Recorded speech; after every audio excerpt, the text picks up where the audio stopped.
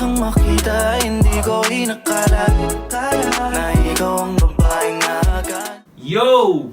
What is good? Welcome back to Josh on Point. Okay na ba kayo guys? Well, kasi ito pag-uusapan natin medyo hindi okay ito.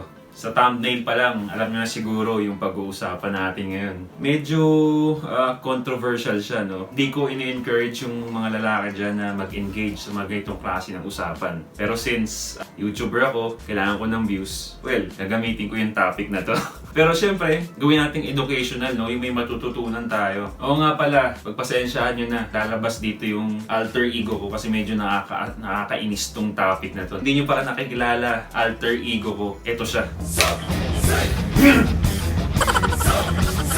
Okay, kung ako si Josh on Point, itong alter ego ko is Josh on Crack.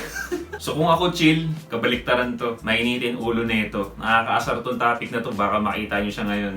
Naalala niyo pa ba yung mga panahon pagdating sa relationship? Ang laging sinisisi lalo na pagdating sa cheating, yung mga lalaki. Tayo pre. Kaya nga marami nagpo-post sa Facebook or sa Twitter ng mga babae na manloloko lahat ng lalaki. Kahit di naman nila naging boyfriend lahat ng lalaki. Well, ngayon, babaliktad ang mundo. Panoorin natin tong video na to. Woo! Asan na si Rodney? Pakita mo sa akin. Wala akong kasama dito. Ha, nakita ko si Rodney. Andun oh. Kala mo ha? Asan na yun? Nasaan na yung si Rodney? Nag-usap lang kami. Nag-usap sa hotel? Hindi, walang ganyan. Utuin mo pa ako? Asan na yung lalaking yun? Asan na? Magpakita ka dito. Kala mo? Ang galing ng dalawa ha? Ay, sorry po. Hintayin ko na lang makalabas yung lalaki. Yun na lang. Ah, sige. I'll wait na lang po. Totoo pala yung ganito eh. Woo! Grabe. Damn. Whew. Well, alam ko nararamdaman nyo rin nararamdaman ko. Yung malaman mo pa nga lang sa ibang tao, sabihin lang sa'yo na nakita yung girlfriend mo na may kasamang iba. Ang sakit na, di ba? Ito pa kayang nasa kalagayan ng lalaki na to, na nakita niya mismo na lumabas ng hotel. Imagine mo na lang pre, kung ano yung nararamdaman niya. Nakikiramay ako sa'yo pre. Pare, ramdam ka namin. Kaya para sa'yo to.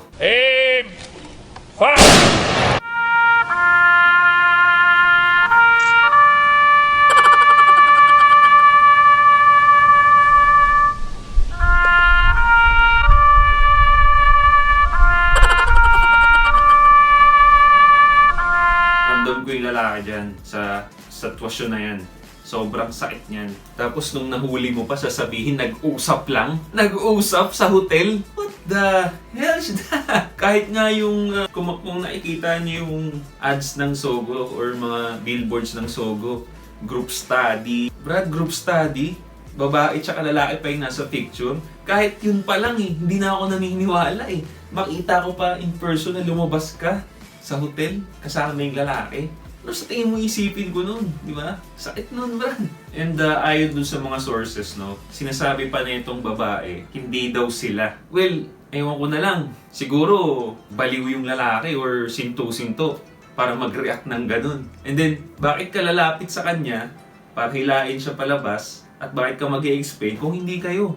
Di ba? Siguro, nag-break na kayo after nung nangyari yung incident na yun. Tsaka wait, bakit kaya pag lalaki or ang sikat na lalaki ang nag-cheat, ang dami kong nakikitang post sa Facebook. Halos mag-trending sa lahat ng social media. Pero pag babae ang nahuling nag-cheat, hindi mo makita. Itong video na to, nahirapan akong makita ito eh. Di ba? Bakit kaya? Kasi dyan magagaling yung mga yan eh. Pagka lalaki may kasalanan, ang dami nilang satsat. Pero pag sila, kala mo mga prinsesa, mabait. Okay, kalimutan na natin yan, no? Labas na tayo sa personal nilang buhay. Ang main reason kung bakit ko ginawa tong video na to, kung dapat mong gawin kung sa'yo nangyari tong bagay na to. After mong malaman na yung niloko ka ng girlfriend mo, yung nalaman mo na yung isang pinakamamahal mo, yung binigay mo yung buong oras mo, binibigay na pala yung oras nila sa iba. At saka sa mga tao na nararanasan to ngayon, mga heartbroken, para sa inyo rin tong video na to. Ano nga ba gagawin mo, pre? Alam mo dapat mong gawin, pre. I-text mo ako. Ako bahala dyan. pagka nahuli mo yung girlfriend mo na meron ng iba or niloko ka, wag na wag kang gagawa ng bagay na ikakasisi mo. Kung may naisip ka man bigla na alam mong masama, huminga ka muna ng 3 beses, Brad. And then, isipin mo ulit kung dapat mo bang gawin to. Ang pinakaayaw mong gawin, yung heartbroken ka na nga, tas mapapano ka pa. Kung ano man ang iniisip mo ngayon, huwag ka pa bigla-bigla. Okay? Huminga ka muna ng malalim. Pumikit ka, isipin mo mabuti kung tama ba itong gagawin mo muna. Pinakamali mong gagawin, isusundin mo yung emosyon mo pagdating sa mga ganitong klaseng sitwasyon. Kaya pare, chumil ka muna. And then, after mo kumalma, ang dapat mong gawin, pre, kailangan mong tanggapin yung nakita mo or nahuli mo. Well, wala ka nang magagawa eh. Ayan na yun. Wala kang kailangang sisihing tao, hindi mo kailangan sisihin ng sarili mo. Kailangan mo tanggapin na yung minahal mo, may iba na. Acceptance is the key, pare. Mas madali kang makaka-move on. Accept? Anong accept? Ito i-accept mo. And then, pagka na-accept mo na, magkulong ka sa kwarto mo. And then, umiyak ka. Naalala ko noon nung naranasan ko yung ganyang bagay. Wala akong ginawa, kundi umiyak sa kwarto, pinagsusunto ko yung bedsheet ko. Well, okay lang yun, pre. Ilabas mo yan. According sa mga research, nakakagaan ng loob pagka iniiyak mo yan. The more na umiyak ka, mas lalong bibilis na gagaan ng loob mo, mas lalong matatanggap ang mga bagay. Naalala ko pa nga nung ginawa ko, habang nasa kwarto ko, nagpatugtog pa ako ng mga love songs habang umiiyak ako. And then after mo humagulgul dyan, binasa mo na yung kama mo sa iyak mo.